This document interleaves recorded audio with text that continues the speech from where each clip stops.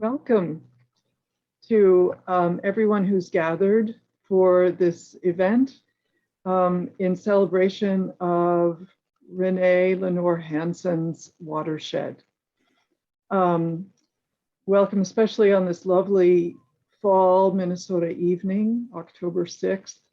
And I mention that we're in Minnesota because place is a very important theme in Ranae's book. And so I'd like to start right away, actually, by offering a land acknowledgement, and it is the one from Ranae's book. The woods and waters that nourished my youth are territories of the Ojibwe. The college where I teach lies on Dakota land. I offer thanks and respect to the original people of these lands. I ask for the blessing of the ancestors on my intentions, on my words, and on you as you read. And I'll extend that to suggest that it's on all of us as we listen and learn this evening. I'm Beth Cleary, and I'm the co-founder of the East Side Freedom Library on St. Paul's East Side. ESFL's mission is to inspire solidarity, advocate for justice, and work toward equity for all. We've maintained a substantial online presence since April 2020 and have offered creative and joyful outdoor events both summers. And so please consult our website, www.eastsidefreedomlibrary.org, if you're interested in finding out more of what's upcoming. We do have a couple of outdoor events yet. Before I introduce our featured author and the respondents this evening, I just want to do some housekeeping things. To all of you who have come this evening, for now, I'd like to ask that you stay off camera and off microphone so that we can have the widest bandwidth possible. There will be a point after the formal program where we'll ask you to come through and greet Ranae and the other panelists if you're so moved to do that. Just checking my notes here. Oh, please do use the chat. The chat on Zoom or the comments section on Facebook, if you're watching via Facebook Live, to offer questions or responses to the book. And certainly in the time after the formal program, I will funnel those questions through so that Ranae has a chance to interact with you that way. Okay, so now for the main event. We're here to acknowledge the publication and impact of this important book by Minnesota writer, educator, and activist Ranae Lenor Hanson. I am going to introduce Ranae in a moment, and then I'll introduce to you the three people whom we've asked to come together to respond, to read her book and respond to it. And I will introduce everyone all at once, and then we'll proceed. So Ranae Hanson wrote Watershed in response to 60-some years of being companioned by the waters of Minnesota, 30 years of stories generously shared with her by students and colleagues at Minneapolis College, and 5 years of lessons that her diabetes diagnosis offered her. She is grateful to be able to share the braid of these story strands with you. And now, in the order in which you'll hear from them, I'll introduce the respondents. I'll call them that for the moment. And the gathering of these people here tonight, I think absolutely warrants you're getting to know each of these respondents a little bit. So without further ado, I'll offer their bios. Sam Grant has spent his adult life organizing at the intersections of culture, environmental justice, racial justice, and economic justice. He has been on the faculty at Metro State University since 1990 and is currently transitioning from his leadership role at MN 350 into a leadership role at Rainbow Research. Sam had the pleasure of working at Minneapolis Community College with Ranae Hanson many years ago. He did his first graduate work in integrated watershed management and his PhD work on climate justice and Africana critical theory. After you hear from Sam, who will respond after Ranae reads from her work and talks to you a little bit about the creation of the book, you'll hear from Chelsea DeArmond, who is the founder of St. Paul 350, a grassroots energy democracy organization that works for a rapid and just transition to 100% clean, renewable energy for everyone.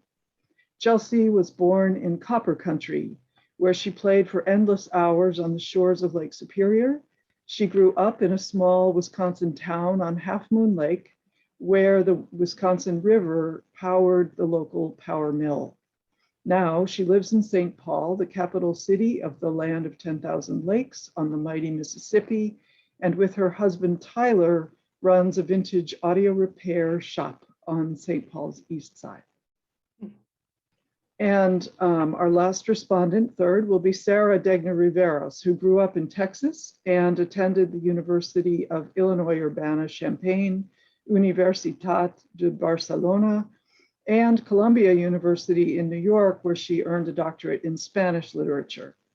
She teaches at Augsburg University in Minneapolis, where she is also working on an MFA in poetry and creative nonfiction. An East Sider and single mother of 5 children, Sarah is a board member of ESFL.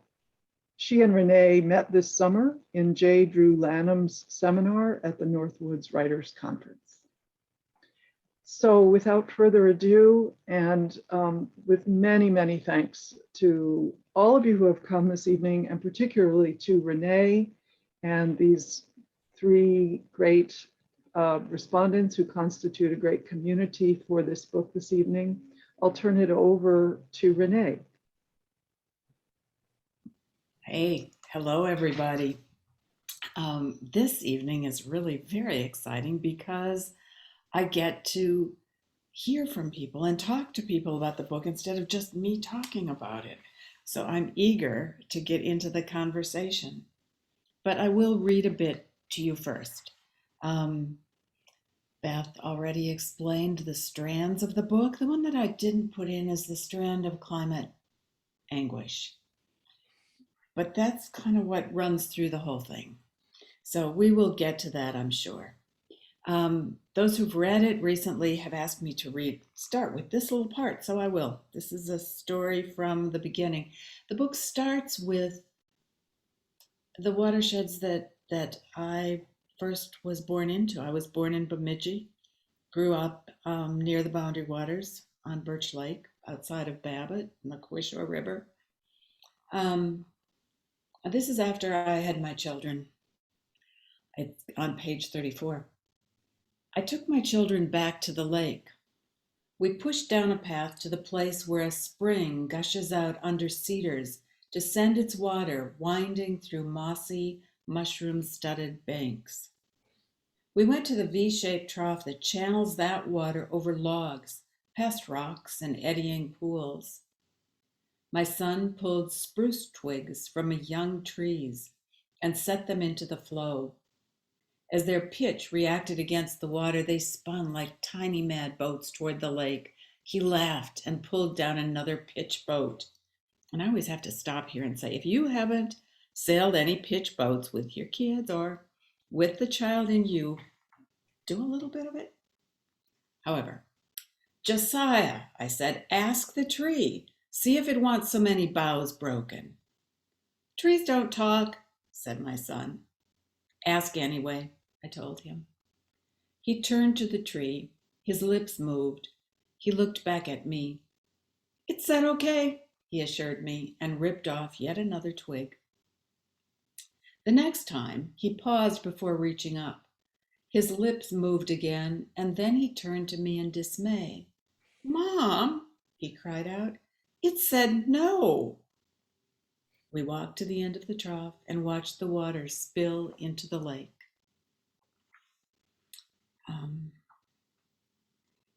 If you read the book, you will come to know that there are times that I forgot to ask the trees or got into my adult mindset and thought that trees don't talk, as my son said at the beginning. I ask you to talk to your own trees and see what you think. Do they talk? Somebody's at my door, but they went away. Okay, all fine. I think I am going to read this other section to you. If that's yes, I'm just going to do it before we go on. Last night, I was wondering what to read, and I was reading some articles in the New York Times about Mexico and about Iraq, and I was thinking of Bangladesh and what I can do about all of our lost, murdered, and disappeared relatives here in Minnesota as well as elsewhere.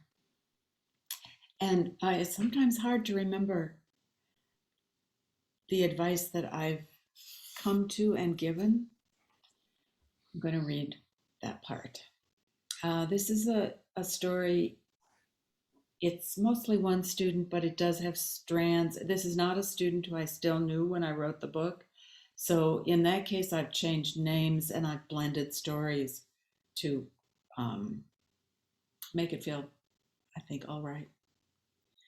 When winds no longer bring rain in reliable cycles to a land, humans take desperate action. It's page 51 if you want to look.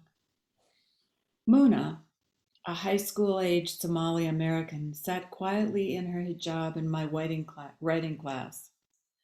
For her introductory essay, she wove together examples of affronts she had suffered.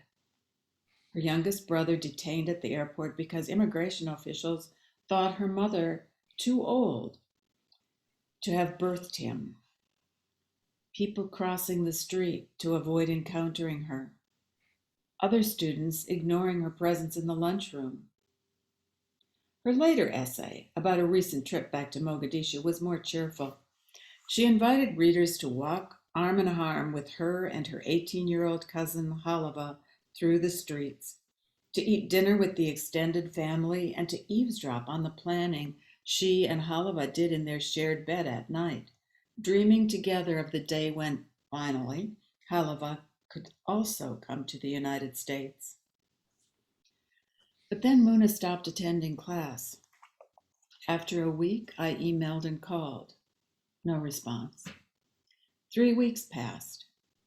Reluctantly, I submitted a last date of attendance form, initiating the process by which she would be withdrawn from the class. The next week, suddenly she was back. When I told her that she had missed so much class that she had been dropped from the roster, she looked up with fear in her face.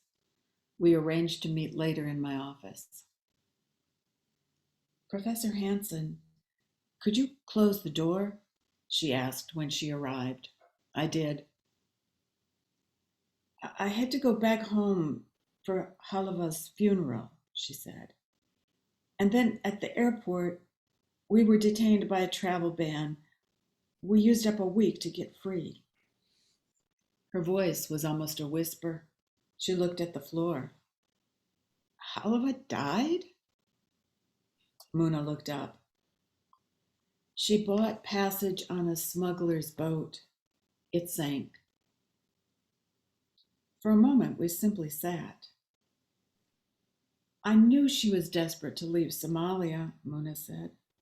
"I didn't know she would try to escape that way." There was a long pause. "I can't sleep thinking of her in the sea." She closed her eyes and seemed to stop breathing. "The boat came from where? Tunisia? And the wave from where? The wind. Wind meets water. The water does not actually move, I've been told, only rises and falls. But when it crashes, the boat moves, seems to move, fiercely or quietly." and the people. You have to breathe, Muna, I said, for Halava. My aunt wailed so loudly when she first heard that I hid in my room, I was afraid. When I asked my sister, she wouldn't tell me what had happened. Then they told me. I didn't know what to do. My aunt has given away the other. No, my aunt has given up getting the other children here. She has thrown away her green card. You don't know what to do. I don't either. What would Halava want? I asked. Mona twisted the edge of her scarf into a narrow band. Finish school, she said. She wanted to come here for school. If I can get you back into class, will you finish? How? She asked. I didn't know, not for sure, but I made her a list. You do this. First, you rest and let yourself cry if crying comes, but maybe only for an hour at a time. All that time you remember to breathe, okay? For Halava. And then at the set times you pray. You do pray, right? After each time of prayer, you write for this class for 15 minutes. Set a timer and stop when it rings. Then you eat or walk or care for your body in whatever way it needs. Then you talk with someone who loves you. Then you start over again. Will you do that? She said she would try. I petitioned for her readmittance. She adopted my plan to suit her own rhythm and followed it. Stop to grieve, practice regular breathing, pray, write, care for body, talk to a friend. She finished the class. And now she is gone. I don't know where, but I think she'll finish her degree. When I think of Halava and the others crossing the sea in boats that are ready to sink, I too must remember to breathe. Peace to her, to Halava. Peace to her, to Muna. Peace to Halava's mother. May we who yet live be at peace. May we breathe and care for those who are gone and also for ourselves. I'm going to stop there and see what Sam has to say. So should I just dive in, Beth, or is there some prompting you're doing here? Just go right ahead. No, lovely. Thank you. Thank you. So Ranae, thank you for your book. And thank you for reflecting on your journey of 60 plus years in such an authentic, vulnerable, revealing, and inviting way.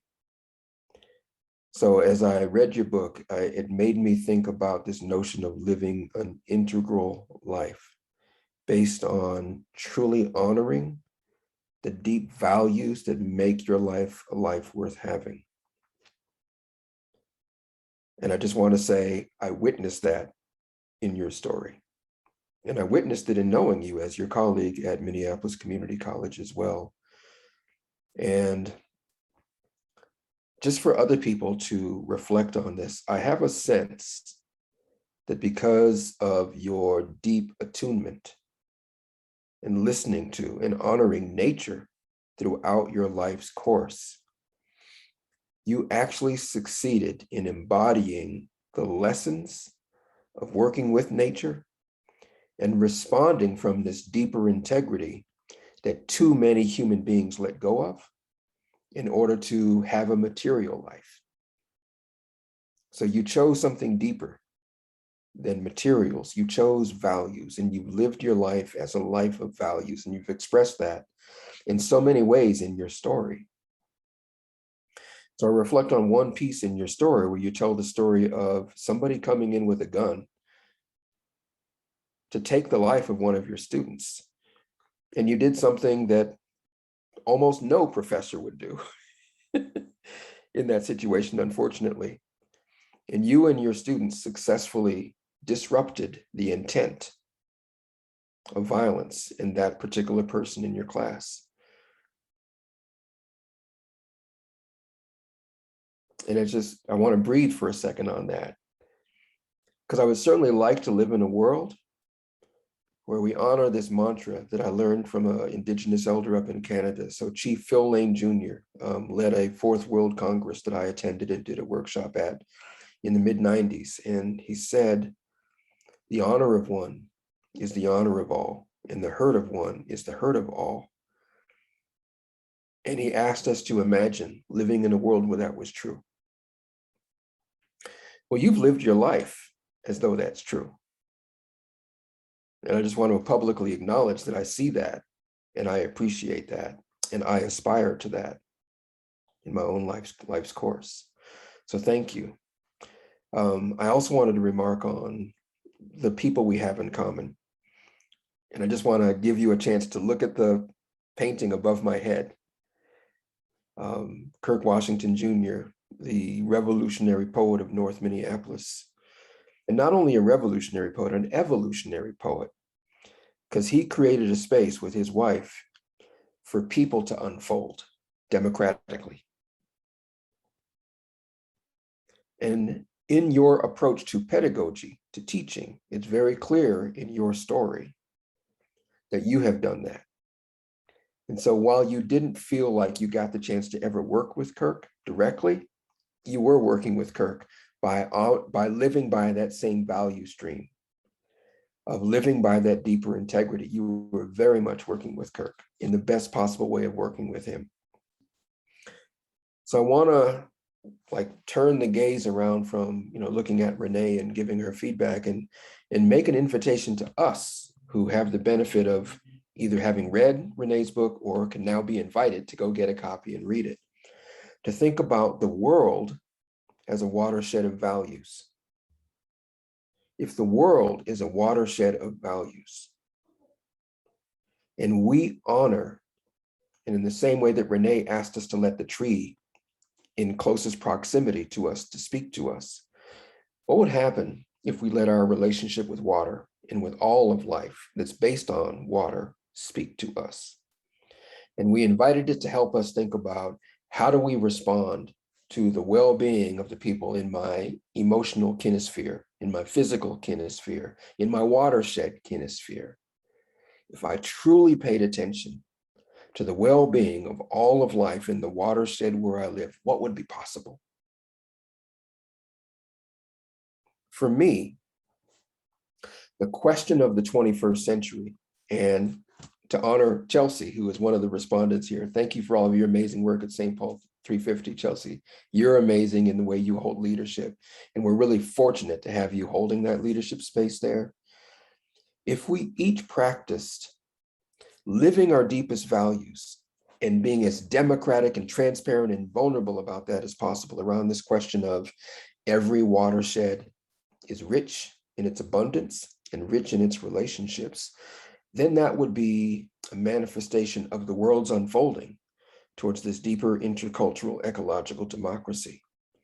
That's what I hope for. And so, Ranae, my question for you is, as you reflect on everything you were able to share in this remarkable book, what is it that you want to say to us about watershed thinking?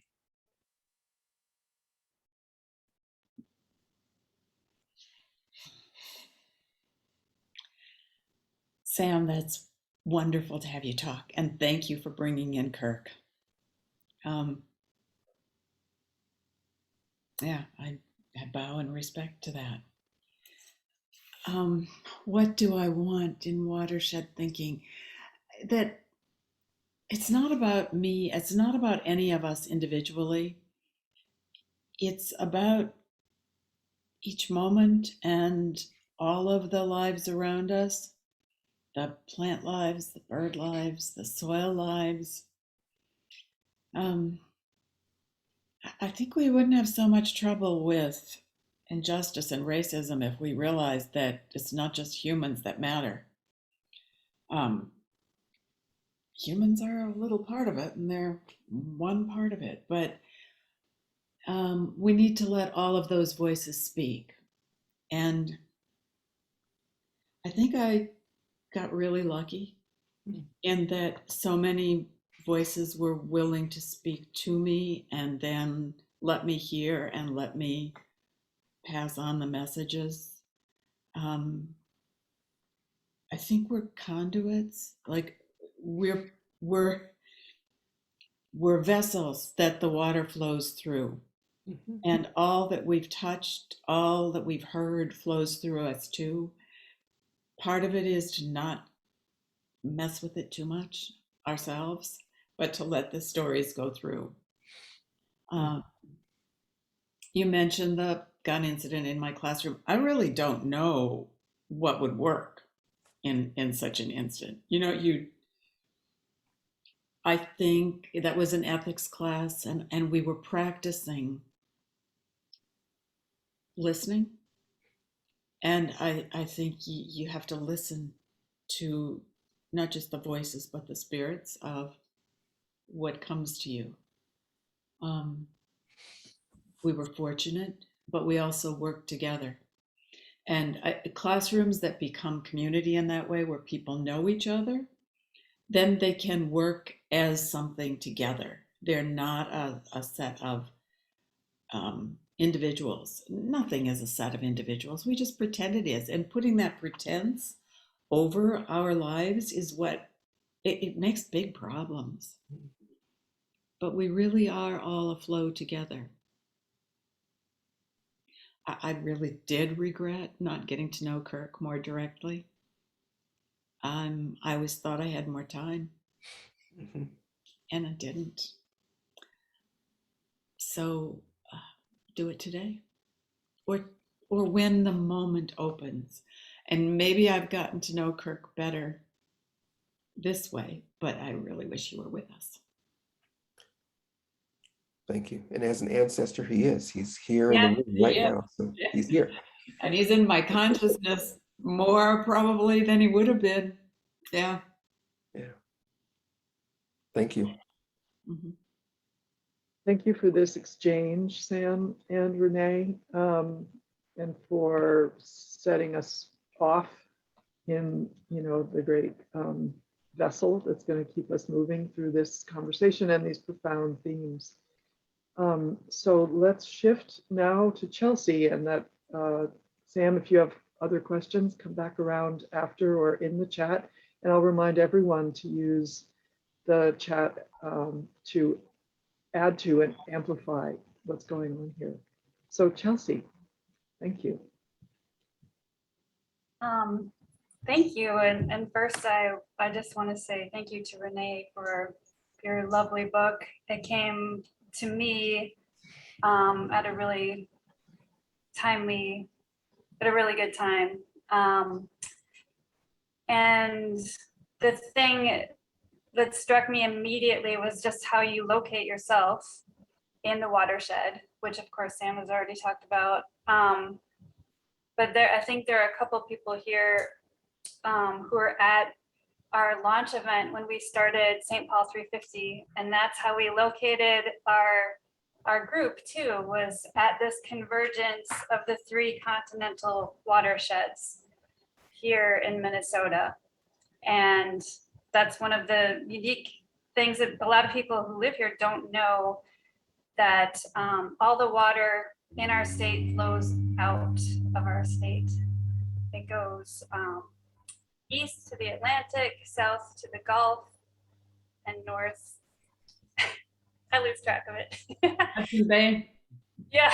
So, but the reason that was really a powerful thing for us collectively to recognize is because when we're facing the kinds of struggles we're facing right now, obviously with climate change, but also pandemic and police brutality, all of the things that are converging on us, it feels like as individuals, we're just a drop in such a huge bucket. But collectively, here in Minnesota, being at this convergence of these watersheds, everything we do here flows out. And we know that the water carries our work with it. And so that's one way that we've grounded our group. And another way, especially, when we were in lockdown because of COVID and curfews because of the racial justice uprising. Another way that we grounded ourselves as a group was focusing on our breath. And our breath is under attack in so many ways, but it's also what connects us all. And I love how you talk about it in your book. And these two things, breath and water, so fundamental to our existence and to our connection with each other, but yet they're invisible to us. And so I loved how your story made those things visible. And I love the story with your son that you read, teaching your son to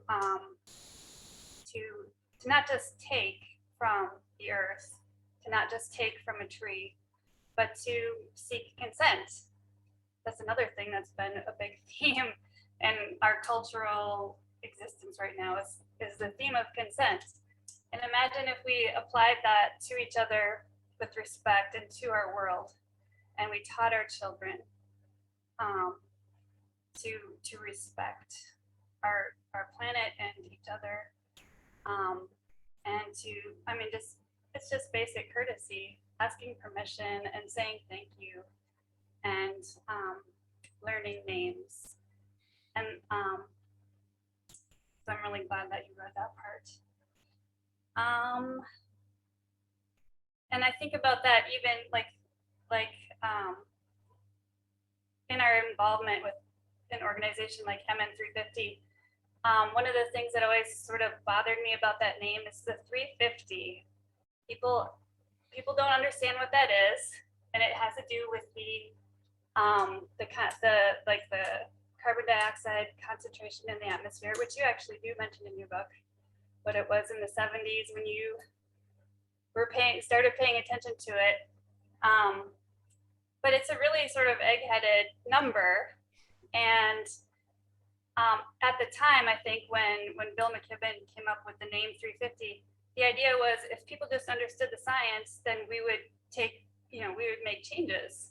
And that's what we needed, was this information. We needed to hear from scientists. We needed to believe them. And as soon as that happened, we'd change. Well, it's not really working that way. And so the part of the name that I do like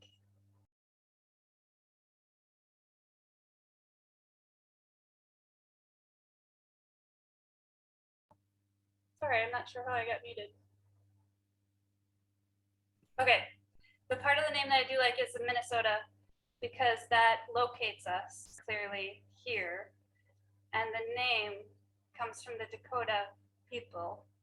And Mini is water, soda is the skies, the clouds. And that's the water and the air that we know, that you write about so eloquently in your story, and that we know we need to be seeing and valuing. And I like how Sam said, we need this world to have a watershed of values. And I feel like that's in our name, that's in our state, in our place. And our location here at the convergence of these continental watersheds is really powerful. And even though we're just individuals, your book is a great example of how our lives can really be powerful in these moments when it's so necessary, like the example of your classroom when the person came in with a gun. And there's so many other great examples in your book.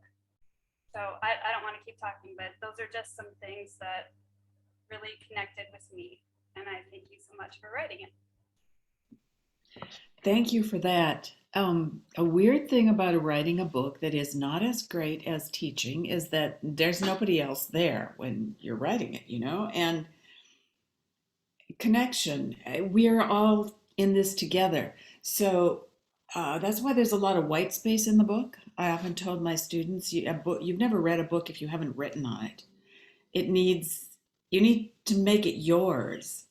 it should be a conversation between you and whoever wrote the book, and then you and the other people who read the book. That's the point of it. We write only because we can't talk to everybody, and because we're going to pass on one day, and some of the things we have to say might retain worth for a while. But we write for that conversation. So I love your hearing from you, Chelsea, on that. And the thing about the waters and the Minnesota waters, we need to be talking about that. Many people don't know that. And we also need to become, I'm going to use the term indigenous in a small I. We need to recognize our indigeneity to the earth.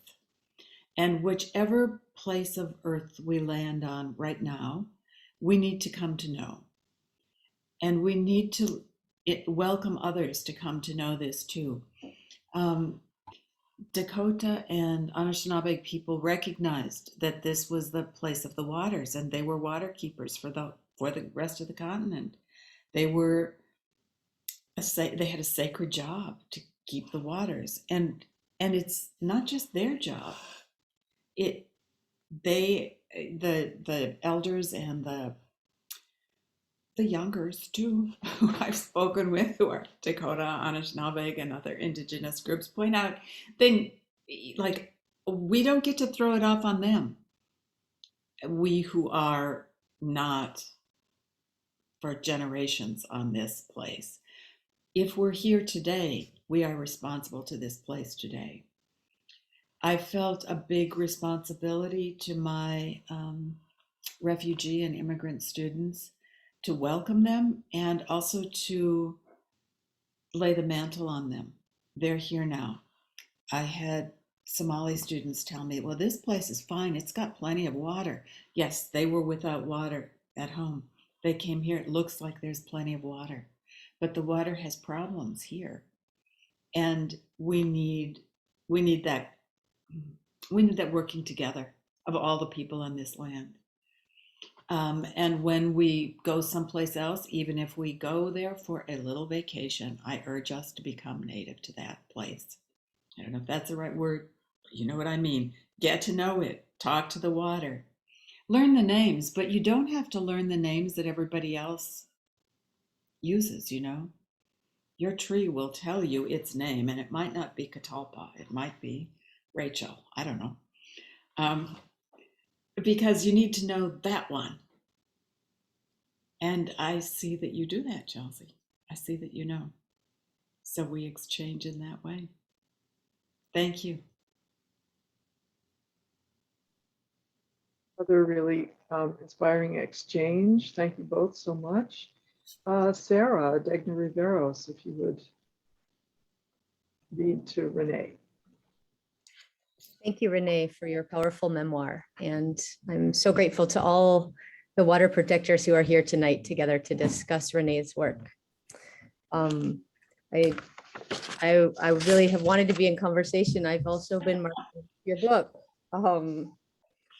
and writing back. I had the privilege of meeting Ranae at the Minnesota Northwoods Writers Conference this summer in June in Bemidji via Zoom, where we took a course together in eco-memoir with wildlife biologist J. Drew Lanham, poet and author of the memoir Home Place. Ranae, your beautiful book Watershed conveys a deep love for the Northwoods home place where you grew up, with a reflective study of the ecology of your childhood through deep listening that honors the stories and experiences of your students and their home places, as they together witness the effects of climate change on the global landscape, the community of people and creatures who depend on water, and on your own human body through a medical reckoning with being diagnosed with diabetes. Watershed is a brave call to collective resilience of bodies and ecology working together for survival by way of mutual aid, attuned to our needs of symbiotic caregiving that interweaves wildflower childhood stories of foraging for blueberries, rose hips, strawberries, and making wintergreen tea with brave all-girl overnight canoe trips with school friends, witnessing the grief of habitat loss and threats of extinction of moose, otters, beaver, lightning bugs, bullfrogs, ravens, pine martens, egrets, and monarch butterflies. Ranae, you trace your lived experience from the land around Lake Bemidji through a migratory outdoor childhood, eventually becoming a professor of global studies, writing, and ecofeminism at Minneapolis College. You can hear my dog Jade, who wants to be free right now. She will be free in 5 minutes. Oh, she's free now. All right.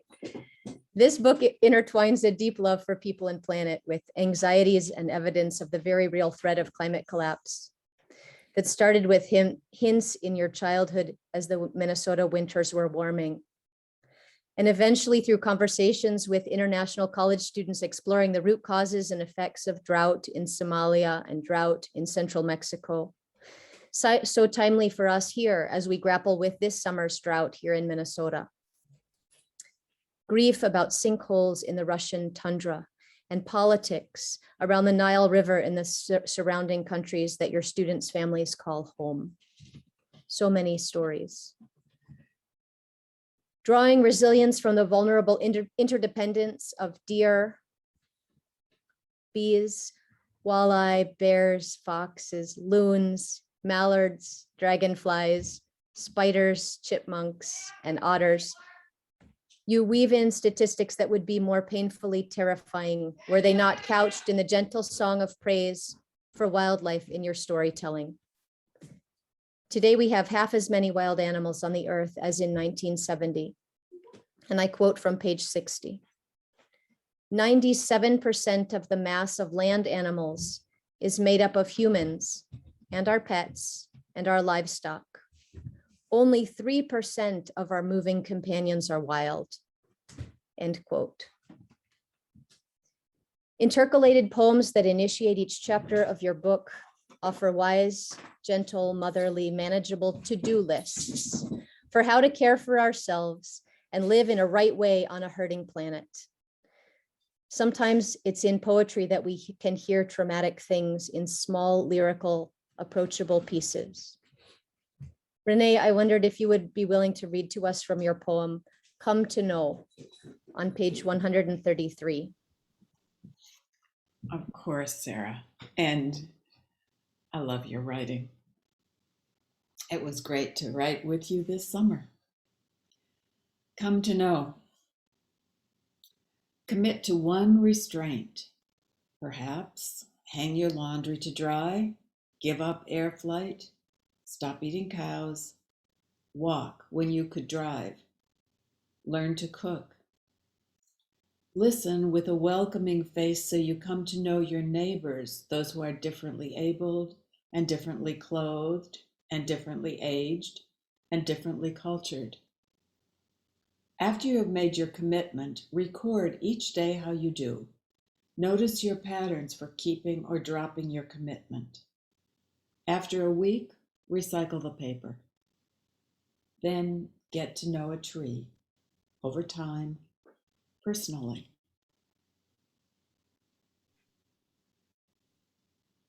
Thank you, Ranae. Get to know a tree over time, personally. Here in your book, Watershed, we witness a life lived in relationship of caring conservation of nature, starting in childhood. From your magical early years of freedom in the woods, your father's journal of weather patterns and their electric and gas use that he annotated, to reading about the environmental and behavioral triggers for insulin-dependent diabetes that you've dealt with in the past several years. This is a book of personal accounting and public witness to ways we are interdependent across species, language, creed, and home place. Amidst the distress of environmental crisis and living with illness, you are hopeful. With your students' courage to apply knowledge to environmental justice issues in their home neighborhoods and hope in regenerative agriculture, Ranae, you draw extraordinary eco-connectedness between the waterways, rivers, and trees in Minnesota, Somalia, Yemen, Ethiopia, Senegal, the Congo, Mongolia, Vietnam, Bangladesh, and Russia, with the river of life inside your own body, as your blood sugar levels depend on injected insulin to nourish yourselves.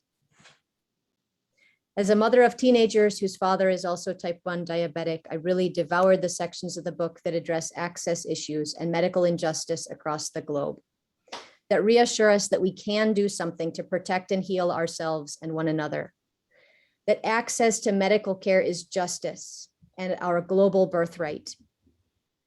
I wanted to ask you, Ranae, to speak to us more about what action we can do to protect our bodies and the earth. As a mom, I was grateful to read ways that the normalization of breastfeeding our children and preserving the mother-infant togetherness for months after birth is a sacred health protection. I was encouraged by your advice to let kids play in the dirt and be dirty and raise pets and farm animals. Ranae, you justify our hippie lifestyle. That even as a single mother, there are small, joyful things we can do to live in harmony and healing within the waterways and homelands of our Mother Earth.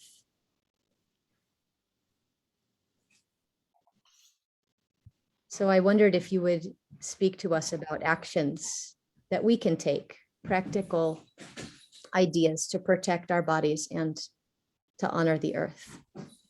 Well, I love the way you pick those out by having me read about commit to one thing. And I loved seeing your dog and your son. It's wonderful to share the screen and the airways with our other family beings, all of the beings behind. You see, I have my plant. My house is nearly empty because I'm moving out of it, but the plants are still here. So I'm not alone. We have these with us.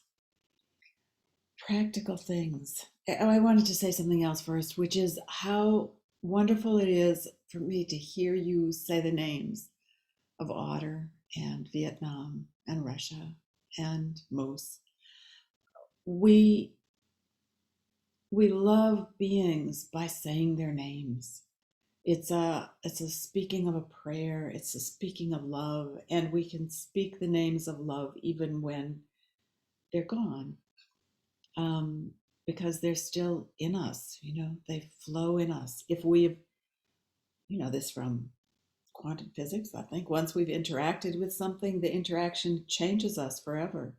And that connection stays with us. And that is really important. We're all in the cells of one another, in the memory. I used to tell my students pre-COVID, when we were in a room, that by the way, we are breathing the same air. We're exchanging air. It was in that person's blood a little bit ago, and then he breathed it out and you breathed it in. It's going into your blood. And they would kind of go like, yuck. COVID showed us, yes, it's true. We exchange air. We are basically interconnected with one another. And the water we have, it's the only water there is. It's the only water there has been on this earth. And we need to care for it. Little things, they're little practical things. I urge people to adopt a storm sewer near them, near where they live, and take care of it, clean it out.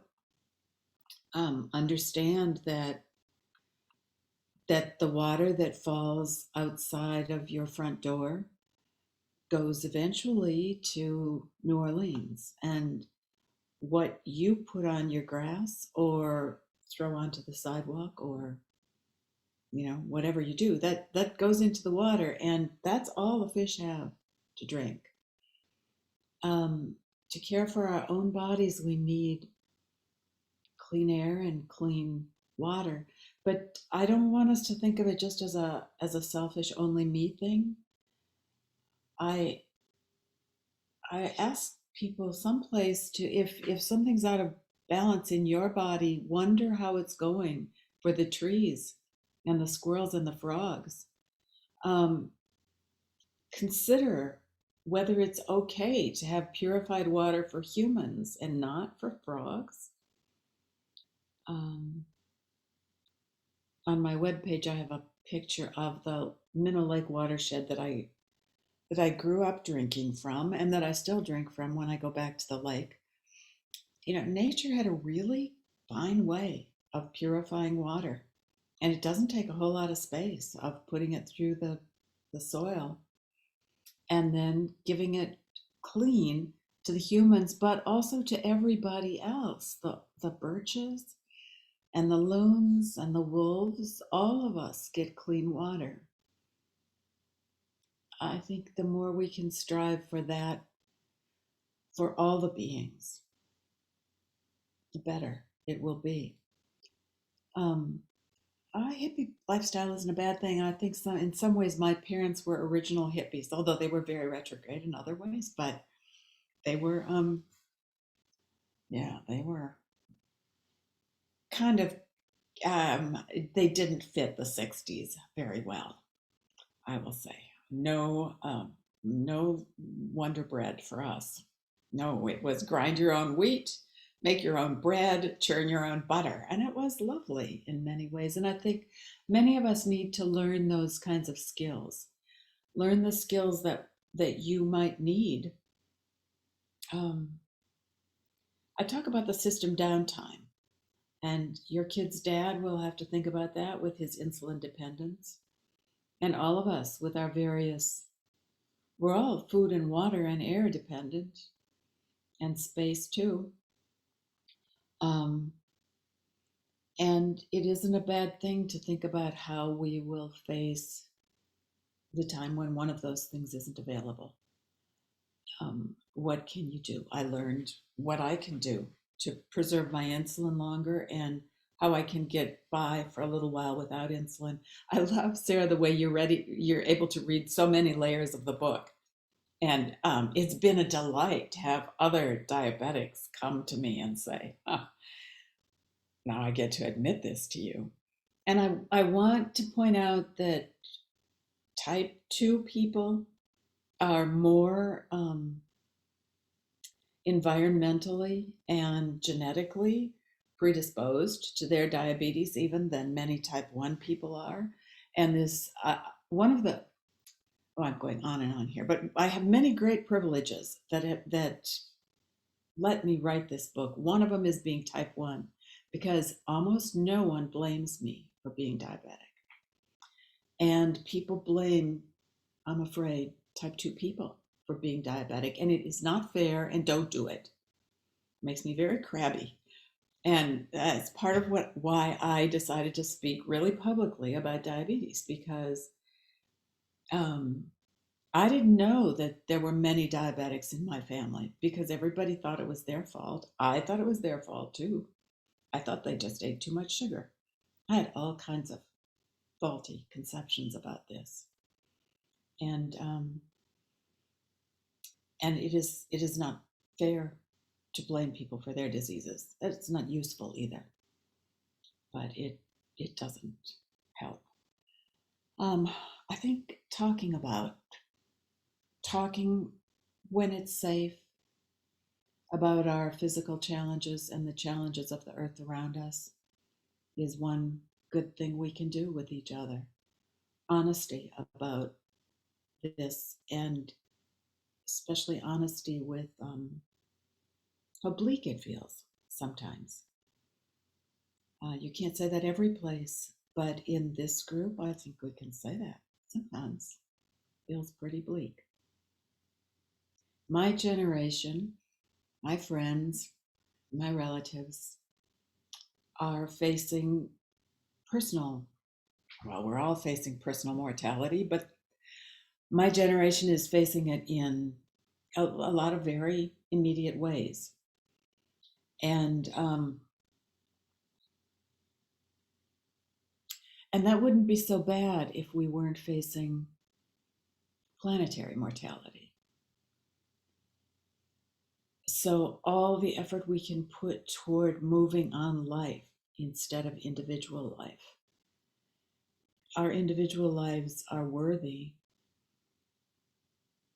as long as they're worthy, and we have to each have decision-making power over that, I think. I don't know, Sarah, if I'm answering your question at all. I'm I'm talking. writing as fast as I can, Renee. It's all recorded, remember? Yes, I know, but I listen with my hands. You do. I loved there's an assignment in here on page 50. Well, I wrote it in the book on page 54, but I think you asked us to write what we would do. What would we do in the case of crisis? And to just think through, and I so appreciated the way that you did that in your memoir, thinking through crisis situations in light of students' experiences in your classroom, of how water crises, I don't speak well without a script, how drought led to armed conflict, and how we prepare ourselves ahead of time for whatever may come by thinking and planning and building community and practicing mutual aid and being in collectives so that we are ready to remain in community and remain and live as people of peace. And I don't know if we can do it, but I think we can only do it if we're already doing it and if we're practicing that. So I was very inspired by how your book is a workbook. Yeah, I hope so. And I think that more of us can do it. The thing is, we're going to die, each of us.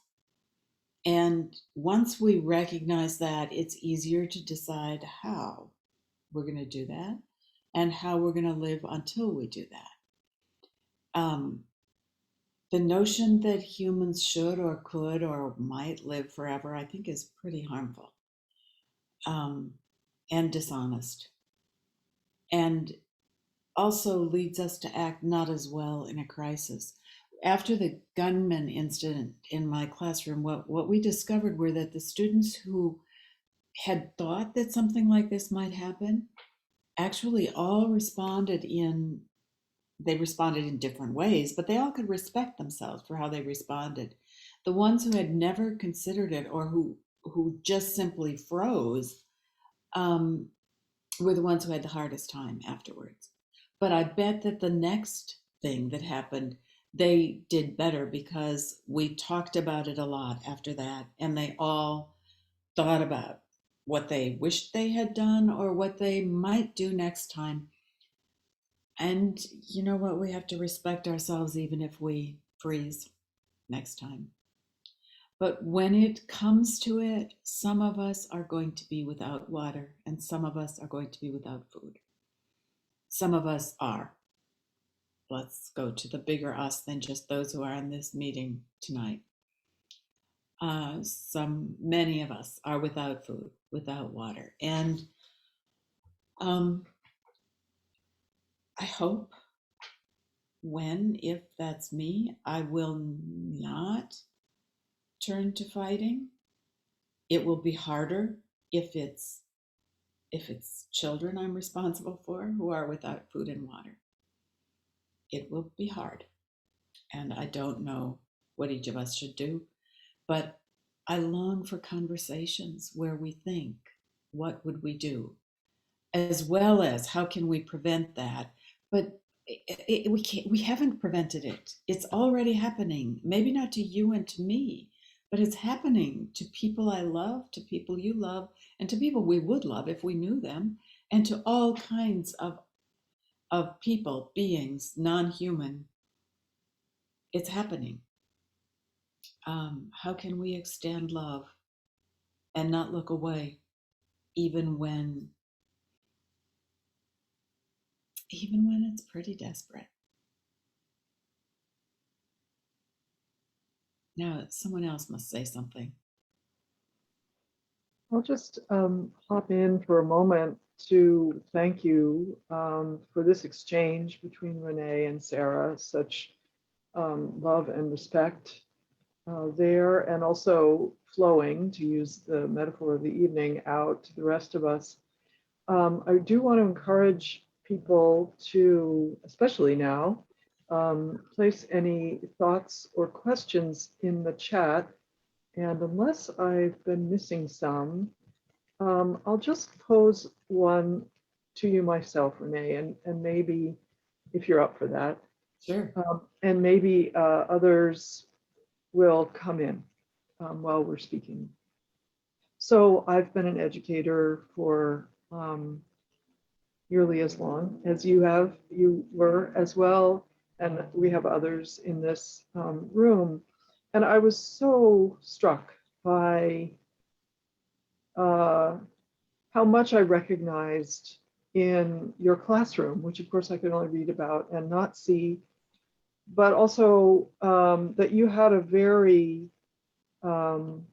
particular and special collection of people that came into these classrooms that you convened.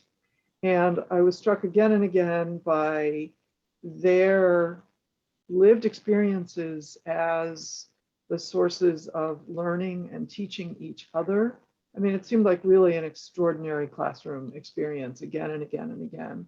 And that your students really have been the front line of the climate catastrophe as experienced by people around the world who find themselves toppled into Minnesota and exclaiming that we have water, for instance, and who re-educate each other, and maybe you, the first time anyway, that it wasn't war that drove us here, it was drought. So for those in the larger room here tonight who haven't yet had the opportunity of reading your book, could you reflect more on your work as an educator and how the convergence of your educating these particular frontline students and perhaps even your own health crisis, like somehow that all came together in the same moment? If that's of interest, go ahead. But otherwise, reflecting on teaching is quite enough. Yes, that's it's a great thing. And I know there are others in the audience who teach at Minneapolis College. And I don't want to say that's the only place that this happens, because everywhere, even a classroom where everybody looks the same, as you listen to them, you find there is a wealth of divergent wisdom in that group. But the Minneapolis College students did teach me an incredible amount, because they know so much that I don't know. You know, we can only know what we have experienced, and wherever we walk, we're the center of the universe. You know, isn't it shocking? I only see what's in front of my eyes, and I only hear what's available to my ears. And if I read it, then I've read that, but that's all. I think that acknowledging our own individual perspective and limitations is really helpful to then be open to the others. Students often came to Minneapolis College, in my experience, thinking that they had some deficit. Some would come saying, I don't speak right. And my colleagues and I would often ask, well, but I understand you. And you understand the next person. You speak great. You speak in ways that I don't know how to. I'm kind of limited in my dialect, in what I can do. And in that way, we begin to broaden. And I am so blessed forever by the generosity of my students to let me in on some of the things that they knew that I don't know. I think people who go into teaching with some kind of traditional education that tells them that they're bringing a bucket of wonderful stuff to people who need that wonderful stuff, I'm sorry for them. And I hope that they learn very quickly that they're bringing some stuff to a group of people who all have buckets of wonderful stuff. And the more you can look into one another's buckets and share that, the richer the whole environment, the classroom environment will be. I think I'm just going off of your question, Beth, but that's my thoughts. I mean, it's such an honored place to be in a classroom, and then there is the awkwardness of the disproportionate power that one has to overcome. The teacher's given all this space and this big desk in the front of the room and paid, and that really sets up a harmful power dynamic that it takes some work to set aside. Those of us who are privileged in many ways need practice in setting that aside, I think. Yeah. Your Yeah. mention, go ahead. You know, I was reading some of the things Sarah had just written into the chat about the way, I mean, it's so embarrassing sometimes being one of the privileged, and the way that people come to this country. Often my students came not realizing that that the power dynamics in this land had harmed their homeland, and that's why they were here. And it's a gift to open that together. Yeah, you were going to say something. Not at all. And that, I'm so glad that you kept on with that. That's lovely. You just mentioned a power differential, and that made me remember Chelsea talking about the power that each of us can have in what we do in this life, which is not to say that, and I'm sure you didn't mean this at all, Chelsea, that we go out in the streets and raise our voices and yell. I mean, there's lots of ways of having power and knowing that, you know, you deserve to live here as long as you choose to, as your book suggests we might contemplate is an option. And Sam certainly talked about power in very beautiful ways. I think I'm quoting by his visionary description of a deeper intercultural ecological democracy. That is what your book reminded him of as a set of possibilities that we humans have woven. And then Sarah's reflection back to you of these, the ways that the book is at once very easily paced. I mean, given the gravity and the power of what you bring together in the book, there's ways that I can breathe as I read through the book, even though, as she reminded us in her own essay response, love letter to your book, there are so many places and details and catastrophes and personal things to overcome in the book. So I guess I'm meaning to stir together here some recent comments in this very evening to do with power, and to ask you to reflect on what we might conventionally think of as its opposite, which is tenderness, because that's a real thread in the book as well. And tenderness can also be power, of course, but tenderness and a kind of enforced introversion and focus on one's own survival, which you've had a very intimate experience of. It sounds toward the end of the book like you've gotten more even keel with it, but at first it really knocked you over, Yeah. as you described. So that's just a collection of reflections on what people have said and also on what you've been sharing. Perhaps to give you the last word. Yeah. And y'all just heard my insulin pump beeping. I never managed to turn off the sound when I doesn't ever tell me when it's going to beep. So that's how it goes. One thing I thought of as you're speaking is something that consoles me sometimes, which is that life brought us here. somehow life decided or did or made us. Whatever you think life is, whatever, however, you know, we didn't, I didn't decide, humans didn't decide to be here. Life brought us. And so we can be a little humble about that too. It's not just that we've ruined everything. Maybe it ruined everything by bringing us. I don't know. But, and I don't know if there's a purpose, but we can choose what our attitude toward that is and how we're going to use the teaspoon of power we each have.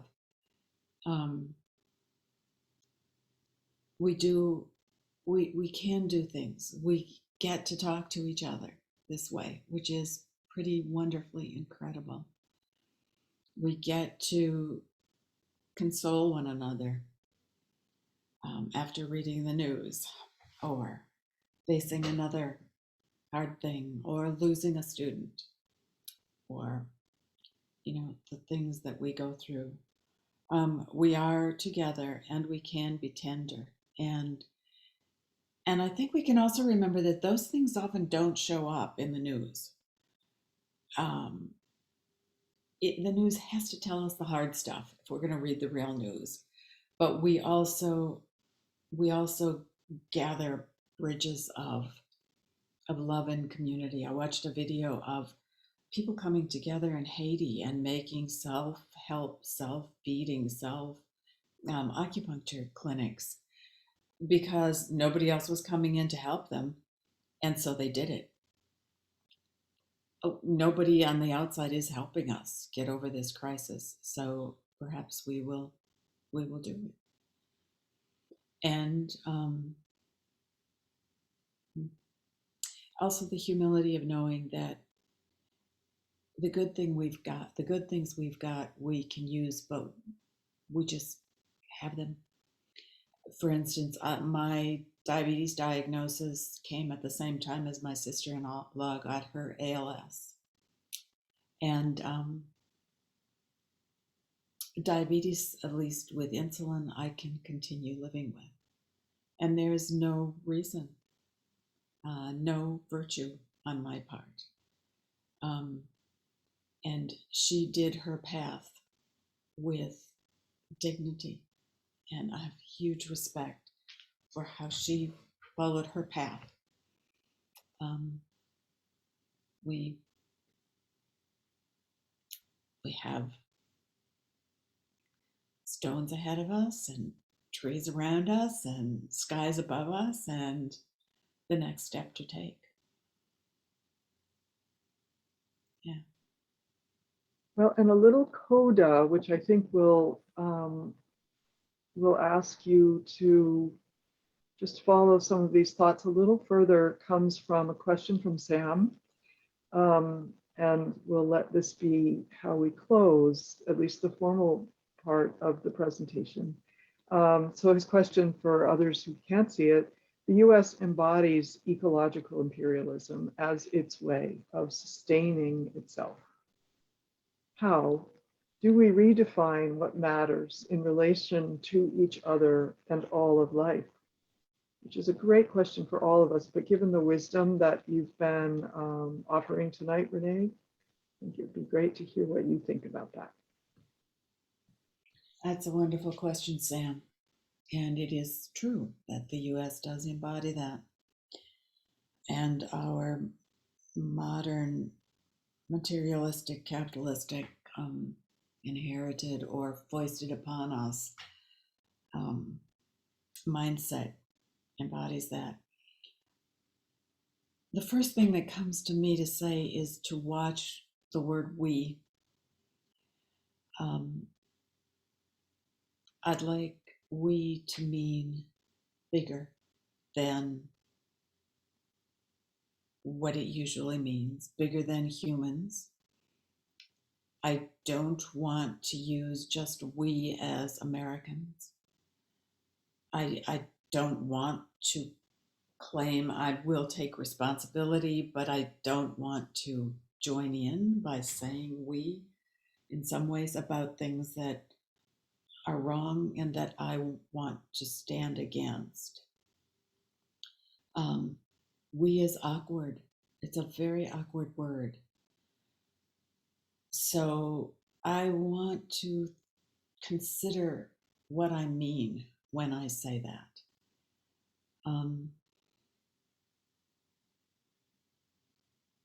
I can ask you, how can I work with each of you? How do I speak with you right now? This is the moment that we have, all of us, whatever we are, 18 now together. How do we do this? And we're not just 18, of course. We are all of our multiple myriad internal beings and all of our around us beings. I don't know that there's a way of a sentence that I can make, but there is an attitude, perhaps, of openness and of looking for way. Sam, I'd like to hear what you think, what you would say. Well, Ranae, I think of, as I listen to you, that song, which people in your generation and mine know, one is the loneliest number. Yes. Younger kids maybe have never heard it, but I think of I as one of the most violent constructs. And it's a basis of Western civilization is individualism and rationalism. And these two things, as they collide, they erode the basis of our existence, which is relationship. Mhm. So as I think about we, and I love that Beth has it right there as a poster on her wall in front of her books. Yeah. When my students of the current generation of young people in their late teens and 20s really pushed us to think about pronouns, Yes. Yes. I initially rebelled against it because my pronoun was we, and they said, no, you have to say he or they, or some approximation. I said, well, okay, I'll start with he, but then I'll include they, and I'll end with we. Because at the end of the day, I am because we are. And I think all of us have spoken to that in some way. I think that we live in an individualist society, which feeds imperialism and colonialism, because it's all about materialism. You live by consuming. And I imagine that part of the work of the next decade is unraveling the ways we've been conditioned to divide ourselves from each other, which happens through a healing process. Mhm. And it came up in the comments of one of my colleagues here and in your own comments, grieving. Yeah. I think Beth talked about tenderness. Mhm. If we're afraid to cry, then we can't come into relation. If we're afraid to shake and we're afraid to fall apart, then we can't come together. So Kirk Washington Jr., and it's a friend of mine who came to his funeral that I was the moderator for, made this painting for me after the service, because the living room that Kurt regularly held space in, he would often start with this saying or end with it: we know how to be divided. But what I really want to know, what we really need to know, is how can we come together? How do we go from living as though I matter, which is organized around race, class, gender, religion, geography, so on and so forth, to we matter. So coming to this bigger we, watershed of values, watershed of relationships. For me, that's the key. If we can facilitate from this evening's discourse a commitment that we each hold together of doing this process, of thinking about, hearting about, willing about Yeah. the evolving we, then the world we wish for will come more and more and more into view just through that daily practice. It's a discipline. It is a discipline and a thing to practice. I think if we also recognize that we are we's, each body, my beta cells died. So I'm a little bit smaller we, except that now I'm a we with my pump that is replacing them.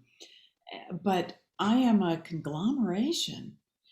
So I'm definitely a they. I get it and I will accept this like which pronoun, but I have always felt very they-ish. And I like your coming to we-ish. Um, yes. And more Maybe than that's just your next book, Ranae, Coming to We-ish. coming to we-ish. That's a nice one, yes. Yeah. Well, let's all come to we-ish. And I really am so moved by the entirety of this conversation, and especially in where Ranae and Sam, you're bringing us at the end here. And I'm going to invite my colleague Carla to wrap up the formal recording of the presentation